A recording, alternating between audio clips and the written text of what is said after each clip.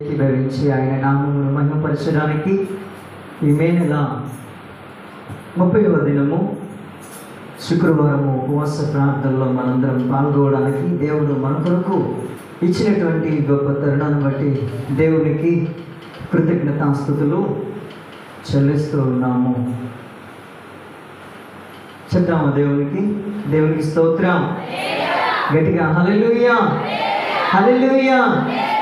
మంచిది. మనము బైబిల్ గ్రంథంలో ఉన్నటువంటి ప్రతి స్త్రీని గురించి ప్రతి వారము కూడా శుక్రవారము బైబిల్ గ్రంథంలో లెక్కించబడినటువంటి స్త్రీల గురించి మనం వివరిస్తూ వస్తూ ఉన్నాము. అయితే మొదటి వారం మనం ధ్యానించుకున్నటువంటి స్త్రీ ఎవరిని ధ్యానించాం? అవ్వ. జనములకు తల్లిగా దేవుడు మొట్టమొదటి స్త్రీని నిర్మించాడు. ఆమె పేరు అవ్వ. అవ్వను గురించి మనం ధ్యానించుకున్నాము. తన గుణగణాల గురించి నేర్చుకోగలిగాము. రెండవది శారా, అబ్రహాము భార్య అయినటువంటి శారా విశ్వాసులకు తల్లి. అబ్రహాము విశ్వాసులకు తండ్రి అయినప్పుడు తన భార్య అయినటువంటి శారా విశ్వాసులందరికీ తల్లి. అయితే శారాను గురించి నేర్చుకున్నాం. ఈరోజు మన ధ్యానము తర్వాత గ్రంథంలో అంటే తర్వాత రాయబడినటువంటి స్త్రీ ఎవరో మీరు ఎవరికైనా తెలుసా? తర్వాత రాయబడినటువంటి స్త్రీ ఎవరో మీరు ఎవరికైనా తెలుసా? అబ్రహాము శారా వీరిద్దరి దగ్గర పనిచేస్తున్నటువంటి హగరు ఎవరో ఒక దాసి. ఈరోజు మనం ధ్యానించుకోబోయేటువంటి అంశము హగరు యొక్క జీవిత విధానాన్ని.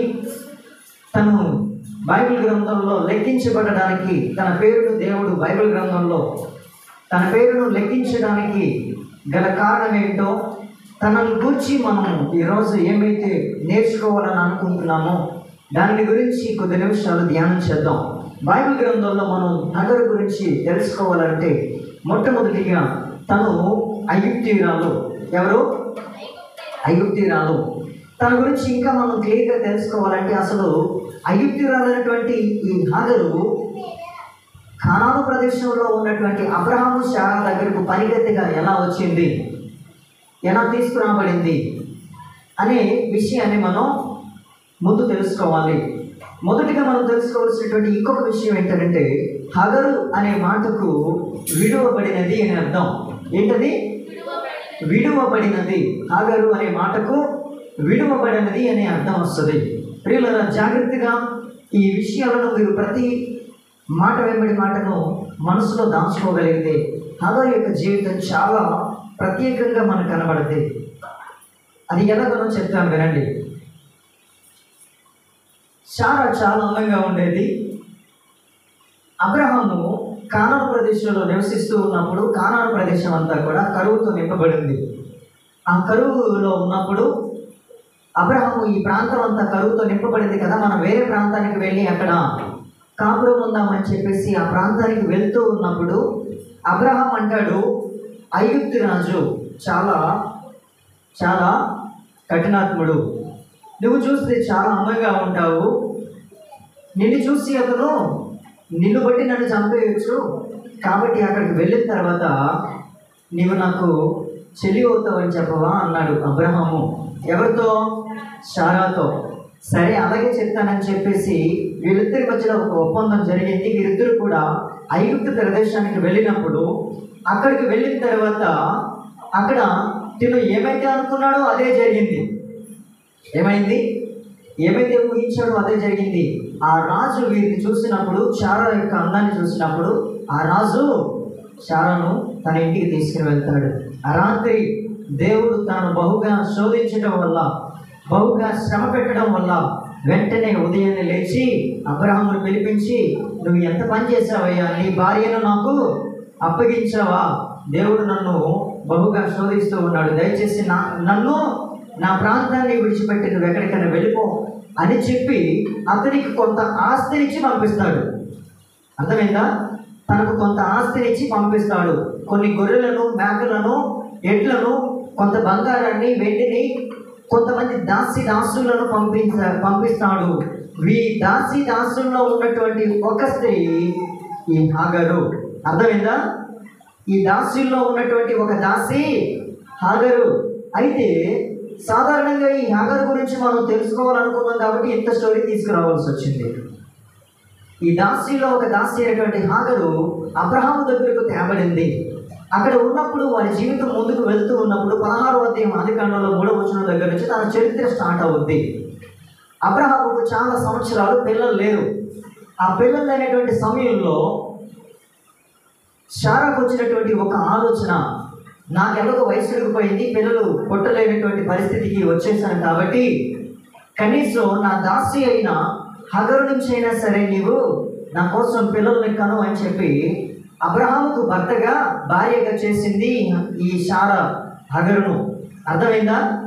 శారా హగరును అబ్రహాముకు భార్యను చేసి, అక్కడ తప్పేం జరగలేదు. భార్యే చెప్తుంది తన ద్వారానైనా సరే నా కోసం పిల్లల్ని కను అని చెప్పి భార్యే తన భర్తకు హగరును అంటే తన దాసిని భార్యగా చేసింది. అర్థమైందా? భార్యగా చేసినప్పుడు తను ఎప్పుడైతే అబ్రహామును కలిసిందో తను ఒక గర్భఫలాన్ని పొందుకుంది. గర్భఫలాన్ని పొందుకున్న తర్వాత తన యజమానురాలు దృష్టిలో తిను ఎలా ఉందంటే గర్వించడం మొదలుపెట్టింది. యజమానురాలేమో నీచంగా చూడటం మొదలెట్టింది. అంటే శారానేమో ఈ హాగర్ ఏం చేసిందంటే కొద్దిగా తక్కువగా చులకన భావంతో చూడడం ప్రారంభించింది. మీరు ఇంకా వాక్యంలోకి వెళ్ళలేదు. అక్కడ జరుగుతున్నటువంటి సందర్భాన్ని మాత్రమే నేను మీకు జ్ఞాపకం చేస్తున్నాను. అసలు ఏంటి హగరు చరిత్ర? హగరు అలా బైబిల్ గ్రంథంలో పేరు లెక్కించబడడానికి గల కారణం ఏంటో నేను మీకు వివరిస్తున్నాను. అసలు వాక్యంలోకి వెళ్దాం, కంగారు పడవద్దు, శ్రద్ధగా వినడానికి ప్రయత్నించండి. కొన్ని నిమిషాల్లోనే వాక్యం ముగించబడింది. అయితే తన యజమానురాలు తన దృష్టిలో నీచంగా కనబడటం వల్ల ఆ పనికి శారాకు విపరీతమైన కోపం వచ్చేసి ఈ హాగర్ను పట్టుకుని నానా చిత్రవాదాలు చేసేదట. ఎప్పుడు చేయనటువంటి పనులు చేయించేదట. కఠినమైన పనులు చేయిస్తూ ఉండేదట. చాలా భయంకరంగా శోధిస్తూ ఉండేదట. ఇలా శోధిస్తూ వస్తూ ఉన్నటువంటి హాగరు విసిగిపోయి ఆ శ్రమ తట్టుకోలేక, ఆ బాధను తట్టుకోలేక పారిపోయింది. అర్థమైందమ్మా? పారిపోయింది. అరణ్యంలోనికి పారిపోయింది. అరణ్యంలోనికి పారిపోయి వెళ్ళిపోతూ ఉన్న సమయంలో ఆమెకు ఏం చేయాలో పారిపోవట్లా. వెళ్తుంది, ఎక్కడికి వెళ్తుందో కూడా తనకు అర్థం కావట్లా. అలాంటి సమయంలో దేవుని యొక్క దూత హాగరుకు ప్రత్యక్షమయ్యాడు. హాగరుకు ప్రత్యక్షమయ్యి, హాగరు నువ్వు ఎక్కడి నుంచి వచ్చావు, ఎక్కడికి వెళ్తున్నావు ప్రశ్నించాడు. అయితే తన దగ్గర ఉన్నటువంటి ఒక ప్రశ్నకు మాత్రమే సమాధానం ఉంది. ఎక్కడి నుంచి వచ్చిందో సమాధానం ఉంది, కానీ ఎక్కడికి వెళ్తుందో తన దగ్గర ఏమీ లేదు. పారిపోయింది అంతే. అబ్రహాం దగ్గర నుంచి, శారా దగ్గర నుంచి అక్కడ తను కొంచెం గర్వించడం వల్ల శారా పెట్టిన వ్యాధిని తట్టుకోలేక అక్కడి నుంచి పారిపోయింది. అంటే అబ్రహాము ఇంటి దగ్గర నుంచి అయితే వస్తుంది, కానీ ఎక్కడికి వెళ్తుందో తనకే అర్థం కావట్లేదు. ఆ సమయంలో దేవదూత హగరుతో మాట్లాడుతూ ఉన్నాడు. హగరు, నువ్వు ఎక్కడి నుంచి వచ్చావు, ఎక్కడికి వెళ్తూ ఉన్నావు అని చెప్పి అన్నప్పుడు తన దగ్గర ఒక ప్రశ్నకు మాత్రమే సమాధానం ఉంది. నిద్రపోయి వస్తూ ఉంది ఆయన ఇంకా. అయితే అప్పుడు అంటున్నాడు కదా, నేను అబ్రహామును ఆశీర్వదించాను, అబ్రహాము సంతానాన్ని నేను ఆశీర్వదించాను, అబ్రహాము ద్వారా నీ గర్భంలో కుమారుడు ఉన్నాడు కాబట్టి అబ్రహామును బట్టి నీ కుమారుడు కూడా నేను ఆశీర్వదిస్తాను. నీ ద్వారా 12 మంది రాజులు పుడతారు. ఎంతమంది? 12 మంది రాజులను నేను నీ ద్వారా పుట్టిస్తాను. అబ్రహాము ఇస్సాకు ద్వారా పుట్టిన వారేమో 12 మంది గోత్రకర్తలు. అర్థమైందా? 12 మంది గోత్రకర్తలు ఇస్సాకు ద్వారా వస్తే అక్కడి నుంచి ఇస్మాయిల్ ద్వారా 12 మంది రాజులు బయలుదేరుతారు. అర్థమవుతుందా? అబ్రహాము ఇస్సాకు తర్వాత యాకోబును, యాకోబు తర్వాత యాకోబుకు పుట్టినటువంటి 12 మంది కుమారులు ఎలాగైతే గోత్రకర్తలు అయ్యారో అలాగే దేవుడు కూడా ఇస్మాయిలును ఆశీర్వదించడం ప్రారంభించాడు. ఇస్మాయిలును ఆశీర్వదించినప్పుడు 12 మంది రాజులు ఇస్మాయిలు గర్భం నుంచి వస్తారు. ఇస్మాయిలు ద్వారా 12 మంది రాజులను దేవుడు ఏర్పరుస్తాడు. ప్రియులారా, ఆ సమయంలో ఆ అరణ్యంలో హగరుతో దేవుడు అంత స్పష్టంగా మాట్లాడినప్పుడు మళ్ళీ అంటాడు కదా, 16వ అధ్యాయంలో 13వ వచనం దగ్గరికి వచ్చేసరికి నీవు ఆ సమయంలో దేవుడు తనతో మాట్లాడినందుకు దేవుడికి ఒక పేరు అక్కడ పెట్టింది. దేవుడు చూచుచున్న దేవుడు. నేను పడుతున్నటువంటి శ్రమను దేవుడు ఏం చేశాడు? చూశాడు. నేను పడుతున్నటువంటి వేదనను దేవుడు చూశాడు. నేను ఏ సందర్భంలో ఉన్నానో, ఏ పరిస్థితిలో ఉన్నానో, ఈ అరణ్య ప్రాంతంలో నేను తప్ప ఈ చుట్టుపక్కల ఎవరో లేరు. కానీ ఎవరు చూశాడు? దేవుడు చూశాడు. బైబిల్ గ్రంథంలో దేవుడికి స్వయంగా పేరు పెట్టినటువంటి మొట్టమొదటి స్త్రీ హాగరు. అర్థమైందా? దేవుడు స్వయంగా బైబిల్ గ్రంథంలో తనకు తానై వచ్చి మాట్లాడినటువంటి స్త్రీ హాగరు. అర్థమైందా? మీకు అర్థమవుతుందా లేదా? దేవుడి స్వయంగా హగరుతో మాట్లాడాడు. పైగా ఈవిడి ఐగుప్తు దేశం నుంచి వచ్చింది.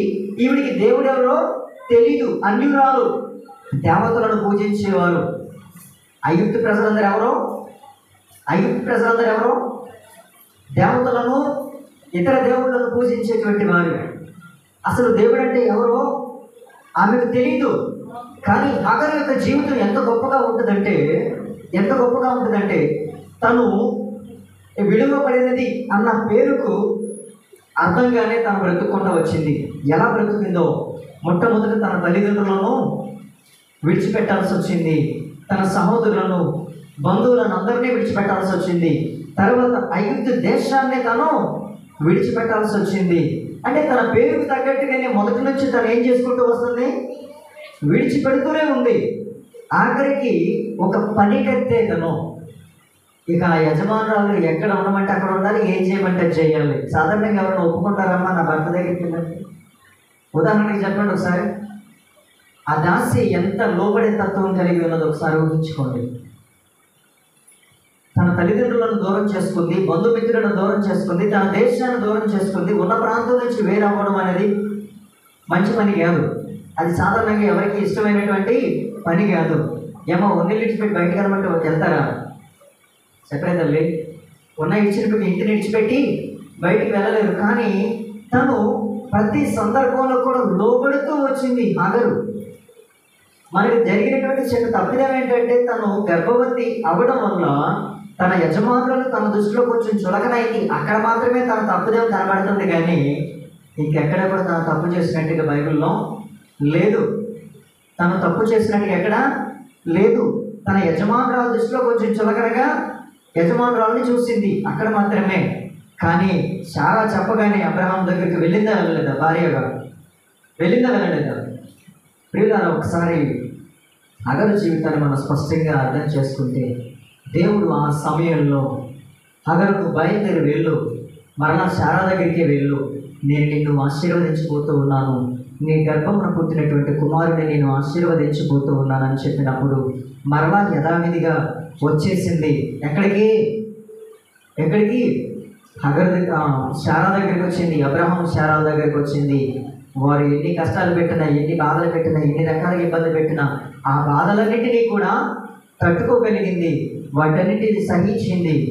ఆఖరికి ఎటకల కుమారుని కంది. ఆ కుమారుని కన్నప్పుడు అబ్రహాముకి 86 సంవత్సరాలు. కుమారుని కన్నప్పుడు వినబడుతుందమ్మా? అందరూ అలా చూస్తున్నాను. ఇంకా వింటున్నారా? అబ్రహాముకి 86 సంవత్సరాలు.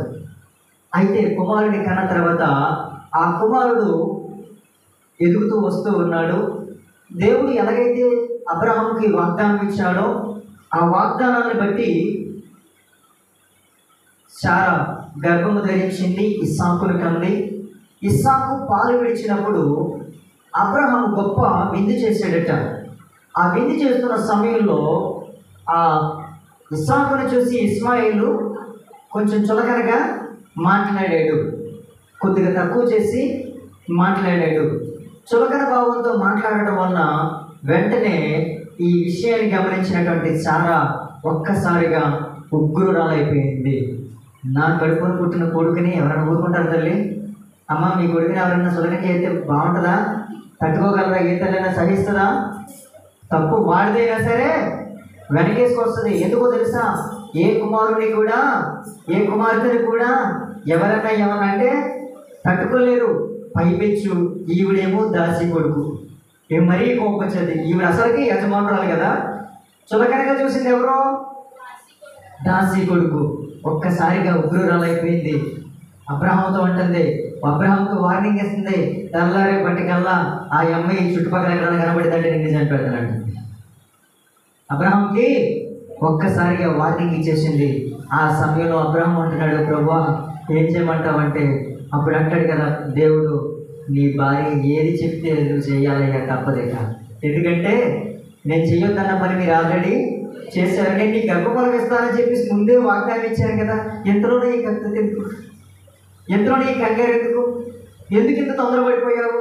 ఇప్పుడు పడి బాధలు. అర్థమైందా? నీ భార్య ఏది చెప్తే దానికి నువ్వు తల వంచడం తప్ప వేరే పనేమీ లేదు. ఇక నుంచి 21వ అధ్యాయంలోకి వచ్చేస్తాం. 21వ అధ్యాయం 9వ వచనం దగ్గర నుంచి, ఆ రోజు అబ్రహాము అగరును తీసుకొని, అప్పుడు అబ్రహామునకు ఐగుప్తీయురాలైన అగరు కనిన కుమారుడు అపహసించుట శారా చూసి, నీ దాసిని దీని కుమారుని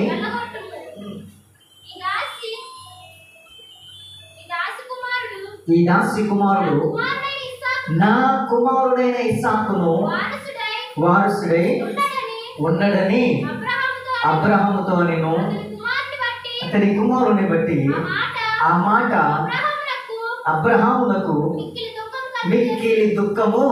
ఎంత కాదనుకున్నా మొదటి కుమారుడు ఎవరు? ఇస్మాయిలే కదా. ఎంత కాదనుకున్నా కుమారుడు. ఒక్కసారిగా శారా వచ్చి అంటుంది, వార్నింగ్ ఇచ్చేస్తుంది, వాడు పనికెత్తే కుమారుడు.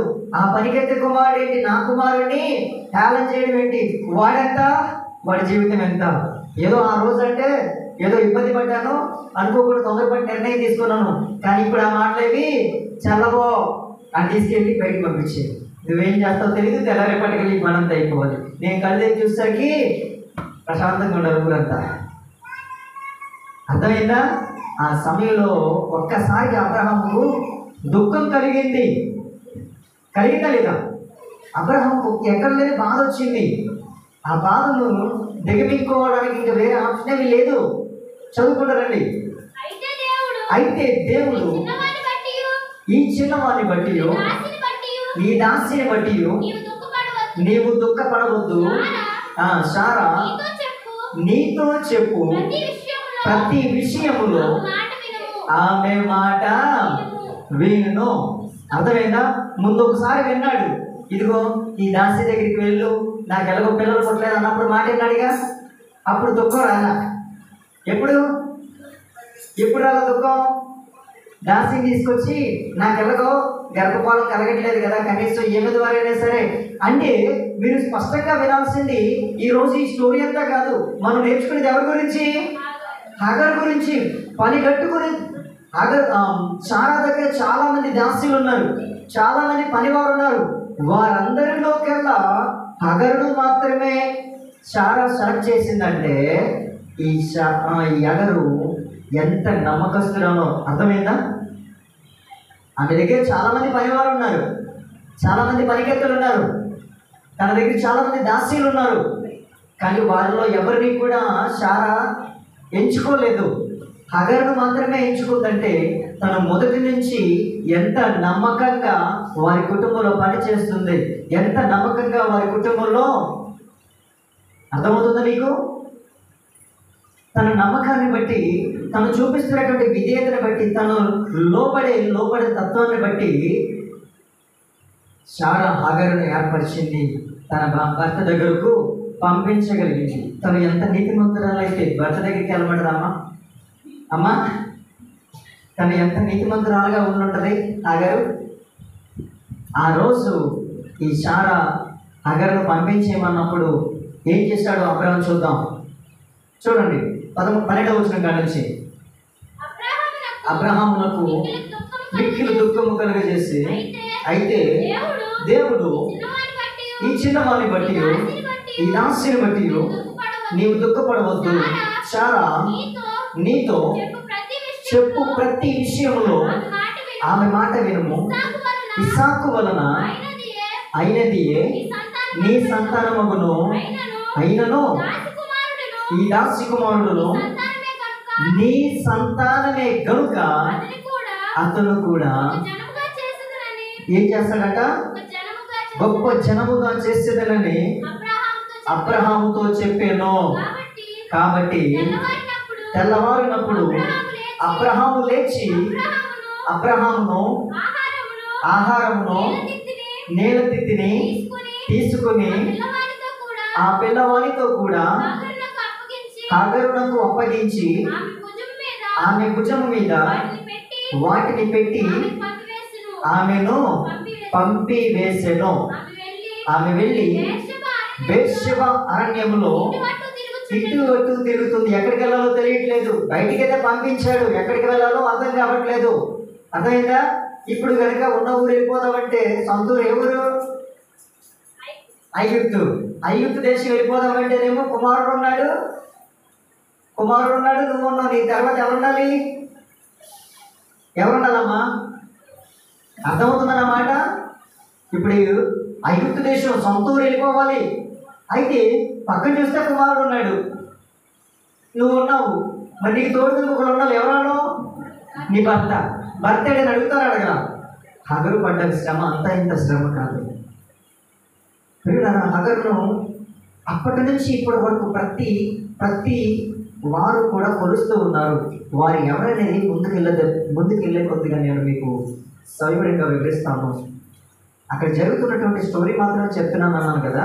ఆ జరిగిన స్టోరీ మాత్రమే ప్రస్తుతం మనం వింటున్నాం. ఇవి చాలాసార్లు మనం విన్నాము, చాలాసార్లు మనం తెలుసుకున్నాం.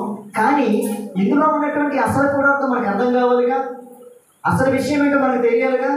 కాబట్టి ముందు అక్కడ స్టోరీ తెలియకుండా, అక్కడ జరిగిన సన్నివేశం తెలియకుండా మనం హగరు గురించి వివరించడం అనేది కష్టతరమైన పని. హగరు చాలా గొప్ప పని చేసేది. తను ఐగుప్తు దేశం నుంచి తేబడింది, మరలా అదే ఐగుప్తు దేశానికి వెళ్ళిపోవచ్చు. కానీ అక్కడికి వెళ్లకుండా బేర్షెబ అరణ్యంలో అటు ఇటు తిరుగుతూ ఉందంటే తన మనసు అసలు ఏమాత్రం పనిచేయట్లా, బుర్ర పని చేయట్లేదు. పక్కన చూస్తే కొడుకున్నాడు, కానీ ఈ కొడుకు తీసుకుని ఊరెళ్తామా అంటే నీ భర్త ఏడని అడుగుతాడు.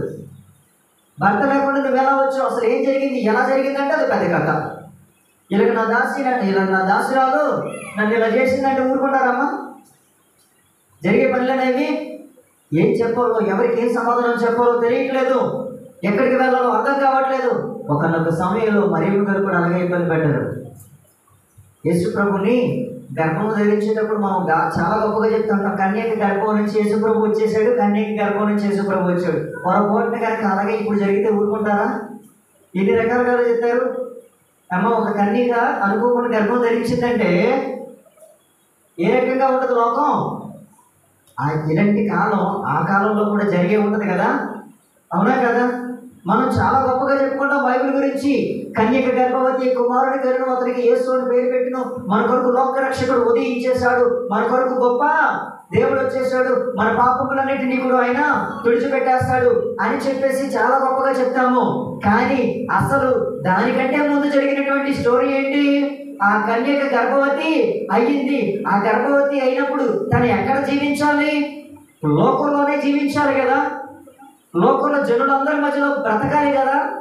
ఒక నెల కాదు, 2 నెలలు కాదు, ఇంచుమించు 9 నెలల పాటు ఏం చేయాలి? అదే లోకంలో జీవించాలి. ఆ 9 నెలల్లో ఎన్ని మాటలు వచ్చి అమ్మా, ఎన్ని వ్యాధుల్లో పడి ఉంటుంది, ఎన్ని మాటలు కాసి ఉంటుంది తను, ఎన్ని నిద్రలేక రాత్రులు గడుపుకుంటుందో. అటు తల్లిదండ్రులకి ఏం సమాధానం చెప్పాలో తెలియదు. అమ్మ పరిశుద్ధాత్మ వలన కలిగింది అంటే ఏం పరిశుద్ధాత్మ, ఏం లోకం అమ్మ, నువ్వు చూస్తే నాకు అన్న కూతురు కాబట్టి ఏదో ఒక రకంగా మేము అర్థం చేసుకోగలం. ఈ విషయాన్ని బయట అలా చెప్పేది అర్థమైందా? ఇదే విషయాన్ని మేము బయటికి వెళ్ళి అలా చెప్పాం, అమ్మ పరిశుద్ధాత్మ వల్ల నా కూతురు గర్భం ధరించింది, కానీ వేరే విషయంలో కాదమ్మా అంటే ఒప్పుకుంటుందమ్మా లోకం. ఆ రోజు హగరు కూడా అదే వేదన పడింది. కుమారుని చేతికైతే ఇచ్చేశారు, వాళ్ళ అవసరం తీరిపోయింది, బయటకు వచ్చేశారు. బయటికి పంపించేసిన తర్వాత అబ్రహాం మరి అన్నిటికీ కూడా వీరి జీవితం ఏమైపోయిందని చెప్పి వెనక్కి కూడా తిరిగి చూడాల. శారా అయ్యో నా వల్లే తన జీవితం అలా అయిపోయింది కదా అని చెప్పి శారా కూడా వెనక్కి తిరిగి చూడాల. ప్రియులారా, ఈ లోకంలో చాలామంది కూడా అలాగే ఉన్నారు. అవసరత తీరిన తర్వాత వారి బ్రతుకులు ఏమైపోతున్నాయో, వారి జీవితాలు ఏమైపోతున్నాయో, వారు ఎలా జీవిస్తున్నారో ఏంటో అనే కనీసం కొంచెం కాకపోతే కొంచెమైనా సరే ఆలోచించలేని స్థితిలో ఉన్నారు. ఆ రోజు దేవదూత అన్నాడే, హగరు నువ్వు ఎక్కడి నుంచి వచ్చావు, ఎక్కడికి వెళ్తున్నావు అన్నప్పుడు తన దగ్గర సమాధానం లేదు. ఈరోజు నీ ప్రశ్న, నీవు ఒక మందిరంలో ఒక దేవుని సముఖంలో జీవిస్తూ దేవునికి వాక్యాన్ని అనుసరిస్తూ జీవిస్తూ ఉన్నప్పుడు అనుకోకుండా అపవాది చేత ప్రేరేపించబడో, లేకపోతే దేవుని యొక్క వాక్యమును సరిగా వినలేనటువంటి పక్షంలోనూ నువ్వు బయట ప్రాంతం వైపు కనుక తిరిగినట్లయితే ఎక్కడికి వెళ్ళాలో నీకేమన్నా ఒక అవగాహన అనేది ఉంటుందమ్మా? ఎటు వెళ్ళాలో ఏమైనా తెలుస్తుందా? ఎటు జీవించాలో, ఎటు చూడాలో ఏమైనా అర్థమవుతుందా నీకు? నీ మందిరం ధైర్యంగా వచ్చి ఏంటంటే నాకు పాట ఇవ్వలేదని చెప్పి ధైర్యంగా అడగలవా లేదా? అవునా కదా? అయ్యో నా కోసం ప్రార్థన చేయండి అని చెప్పేసి ధైర్యంగా చెప్పగలవా లేదా? మరి నీవు చేసేటువంటి పనులను బట్టి కూడా ఈ హగరు మనకి ఉన్నతమైనటువంటి సత్యాన్ని నేర్పిస్తూ ఉంది. అద్భుతమైనటువంటి సత్యం ఏంటో తెలుసా? నీ ప్రాంతం ఏది, నువ్వు ఎక్కడి నుంచి వచ్చావు, ఎక్కడికి వెళ్తున్నావు? నీ ప్రశ్నకు సమాధానం వెతకండి. చాలామంది జీవితాలు అలాగే ఉన్నాయి. వీళ్ళరా అనుకోకుండా ఒకరోజు మాస్టర్ గారి దగ్గరికి పరుగున వచ్చేసింది ఒక ఆవిడ. వచ్చేసి అంటుంది కదా, అయ్యారు నేను రేపటి నుంచి మదిరానికి రావట్లేదండి అంది. ఈ మాటకు ఒక్కసారి పాస్టర్ గారు కనుక్కొని తిన్నాడు, షాక్ అయిపోయాడు. సరే అమ్మా రాకపోతే రాపోయేలే, కానీ అసలు ఎందుకు రాకూడదు అనుకుంటున్నావో కొంచెం కారణం తెలుసుకోవచ్చా? అంటే చాలామంది ఈ ఊళ్ళో మేము ఉండట్లేదండి, వేరే ఊరు వెళ్ళిపోయామండి, ఇక్కడ మాకు కుదరలేదండి, వేరే చోట మాకు పని దొరికిందండి, లేకపోతే ఇక్కడ మేము ఉండడం కుదరలేదండి, మాకు వేరే చోట ఉద్యోగాలు వచ్చాయండి, ఈ ప్రాంతం కాదండి మేము వేరే చోట అద్దెకి వెళ్ళిపోతున్నామండి అన్నవారు ఉంటారు కదా. ఒకవేళ ఈ పాస్టర్ గారు ఊహించిన విధానం ఏంటంటే ఈ రకంగా ఆలోచిస్తున్నాడు ఈయన. ఈ పాస్టర్ గారు ఊహించిన విధానం, ఈయన ఆలోచించే విధానం ఎలా ఉంది? అమ్మా నువ్వు ఎందుకని రేపు నుంచి రాను అని చెప్పేసి అన్నావో దానికి కారణం ఏంటో నేను తెలుసుకోవచ్చా అంటే, ఏ కారణం అంటే రెండండి, మందిరంలో ఒక పద్ధతి లేదు, పాడు లేదు, ఒక విధానం లేదు, ఏమీ లేదు, ఒక క్రమం లేదు, ఏమీ లేదండి. ప్రార్థన జరుగుతుంది అంతే. చక్కగా ఫోన్లు చూసుకునేవాళ్ళు ఫోన్లు చూసుకుంటారు, పక్కన కూర్చొని కబుర్లు చెప్పుకునేవాళ్ళు కబుర్లు చెప్తున్నారు, లోపలికి బయట తిరిగేవాళ్ళు లోపలికి తిరుగుతున్నారు. మీరు చూస్తేనేమో పొలం మాట బోధిస్తానేమన్నారు. అసలు ఈ మందిరంలో ఒక క్రమశిక్షణ లేదండి, చాలా చిరాకు అనిపించేస్తున్నాను నాకు, నేను వచ్చేవారి నుంచి రావడం మానేస్తున్నానని అందరు. సరేనమ్మా,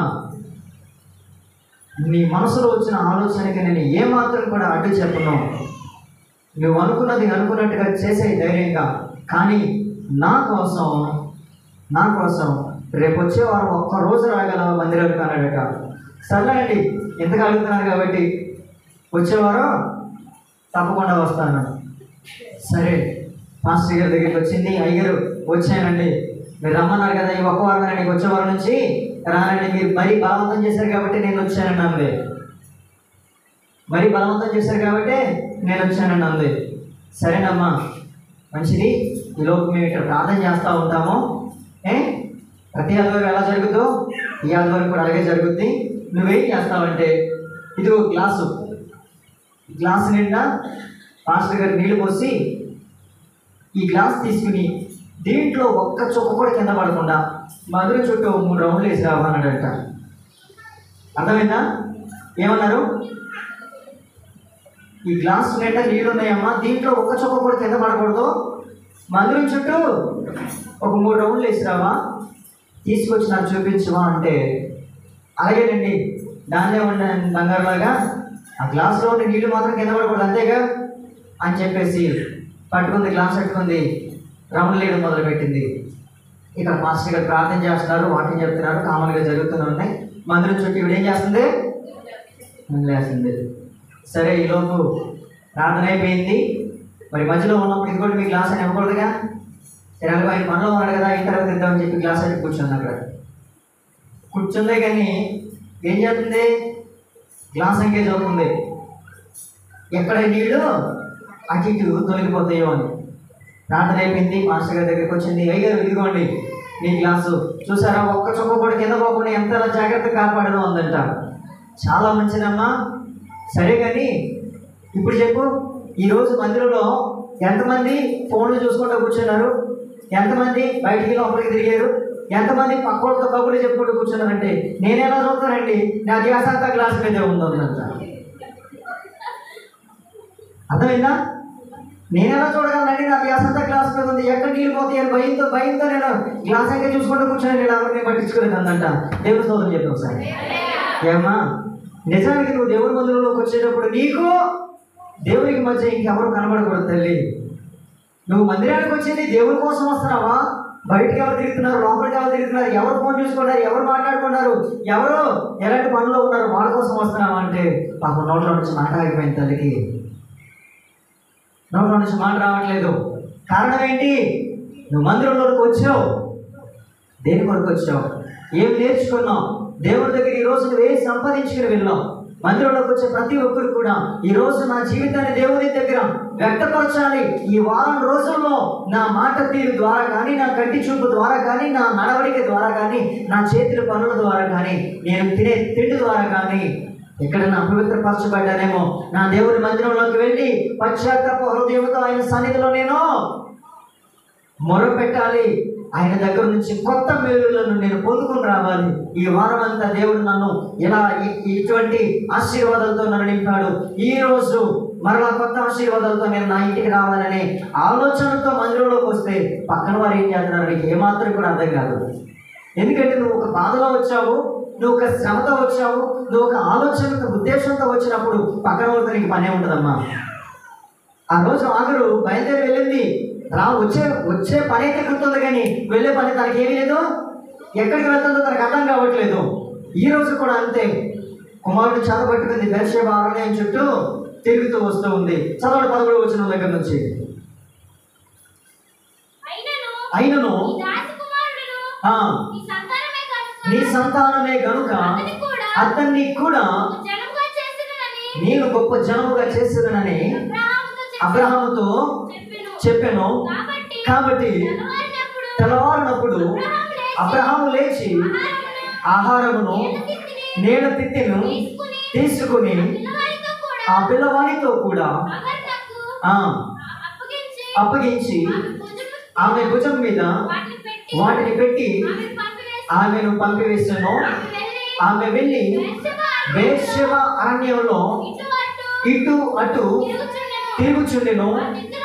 ఆ తిత్తులోని నీళ్లు అయిపోయిన తరువాత ఆమె ఒక పొద క్రింద ఆ చిన్నవాడిని పడవేసి పిల్లవాడి చావు నేను చూడలేనని అనుకుని ఇంటి దూరం వెళ్ళి అతనికి ఎదురుగా కూర్చుంది. ఆమె ఎదురుగా కూర్చుంది, ఎక్కెక్కి ఏడ్చెను. దేవుడు ఆ చిన్నవాని మొరను వినెను. అప్పుడు దేవుని దూత ఆకాశము నుండి హగ్గరును మరలా పిలుస్తుంది. అమ్మ ఒకసారి వచ్చింది. అరణ్యంలో తిరుగుతున్నటువంటి హగ్గరు దగ్గరికి వచ్చి నువ్వు ఎక్కడి నుంచి వచ్చావు, ఎక్కడికి వెళ్తున్నావు అని చెప్పి ప్రశ్న వేసింది. మరలా ఎక్కడి నుంచి వచ్చావు అక్కడికి వెళ్ళి ఆమె ఎన్ని శ్రమలు పెట్టినా కూడా భరించామా, తప్పదు, ఎందుకంటే నీ గర్భంలో పుట్టబోయేటువంటి శిశువు అబ్రహాము సంతానం అనబడతాడని చెప్పేసి పంపించింది. మరలా అక్కడ జరిగినటువంటి సన్నివేశాన్ని బట్టి మరలా వెనక్కి తిరిగి వచ్చేసింది అరణ్యంలోకి. ఒకప్పుడేమో పారిపోయి వచ్చింది, ఇప్పుడు బలవంతంగా పంపించబడింది. అరణ్యంలో అటు ఇటు తిరుగుతున్నప్పుడు మరలా దూత అక్కడికి వెళ్ళడం బాగోదు.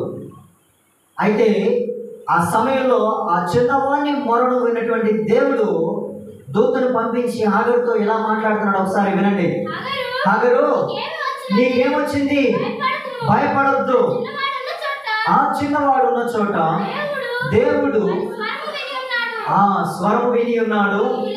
నీవు లేచి ఆ చిన్నవాడిని లేవనెత్తి నీ చేత పట్టుకొను, వానిని గొప్ప జనముగా చేసేదనని ఆమెతో అనెను. మరియు దేవుడు ఆమె కన్నులు తెరిచినందున ఆమె నీళ్ళ ఊట చూచి వెళ్ళి ఆ తిత్తిని నీళ్లతో నింపి చిన్నవానికి త్రాగనిచ్చెను. దేవుడు ఆ చిన్నవానికి తోడయ్యుండెను. అతడు పెరిగి పెద్దవాడై అరణ్యములో అక్కడే కాపురం ఉన్నారు, కానీ ఇంకా వేరే ఊరేమి వెళ్ళలేదు వాళ్ళు. అర్థమైందా? ఆ అరణ్యంలోనే ఉన్నారు, ఆ నీళ్ళ ఊట దగ్గరే జీవించారు. అక్కడ మాత్రమే హాగరు ఆ ఇస్మాయిల్ని పెంచుకుంటూ వచ్చింది. ప్రియులారా, ఈ మాటలో ఉన్నటువంటి అర్థం చెప్తున్నాను వినండి. చాలా మందికి కుమారులైనా సరే కుమార్తెలైనా సరే ఎక్కువ శ్రద్ధ తల్లులకు ఉంటుందా తండ్రులకు ఉంటుందా? ఎవరికమ్మా? హాగరును బట్టి ఈనాటి కాలంలో వచ్చినటువంటి సందర్భం కాదు ఇది. ప్రారంభ దశ నుంచి వీడు నాకొద్దు, అబ్రహాము సంతానం కదా, నేను ఇంకా పెళ్లి కాని దాన్ని, నేను దాసినే. అబ్రహాము నాకేమైనా తాళి కట్టాడా? అర్థమైందా? అనుకుని ఆ కుమారుని విడిచిపెట్టేయలేదు, కుమారుని వదిలిపెట్టేయలేదు. నేను మరలా నా దేశం వెళ్ళిపోతాను, సపరేట్గా నా తల్లిదండ్రులతో కలిసి మరలా నేను వివాహం చేసుకుంటానని హాగరు అనుకోలేదు. ఆ కుమారుని కాపలా కాస్తూనే ఉంది. తను జీవించినంత కాలం వివాహం అనేది తను ఇంకా చేసుకోలేదు. తన కుమారుని అలాగే పెంచుకుంటూ వచ్చింది. ఆ అరణ్యంలోనే తిరిగింది. సర్వసాధారణంగా ప్రతి తల్లికి కుమారులంటే, పిల్లలంటే ఎంత మక్కువ, పిల్లల్ని ఎంత జాగ్రత్తగా చూసుకుంటూ వస్తూ ఉన్నారో అది స్త్రీల వల్లే ప్రారంభమైంది. అది ఇక్కడి నుంచి కాదమ్మా, హాగరు సంతానం నుంచి స్టార్ట్ అయింది. ఈరోజు హాగరు కుమారుడు ఇస్మాయిల్ పెద్దవాడయ్యాడు. వారు అరబులుగా పిలువబడుతున్నారు. ఇస్మాయిల్ సంతానం ఎవరో? ఇస్మాయిలీలుగా పిలువబడినటువంటి వారు అరబులుగా పిలువబడ్డారు. అరబు సంతానం నుంచి మహమ్మద్ వచ్చాడు. ఎవరు ఎవరు ఎవరు వచ్చారమ్మా? ఎవరు? ఏనమ్మా? ముస్లిమ్స్ ఒక ప్రవక్త గురించి చెప్తారు. ఎవరా ప్రవక్త? మహమ్మద్ ప్రవక్త. అర్థమైందా? మహమ్మద్, అవునా కాదా? అరబు సంతానం నుంచి మొదటిగా జరిగినటువంటి ఈ విభజన ఇస్మాయిలీలు నుంచి అరబు నుంచి మహమ్మద్ ప్రవక్త, ఆ ప్రవక్త నుంచి విడిన వారే ఈ ముస్లిమ్స్.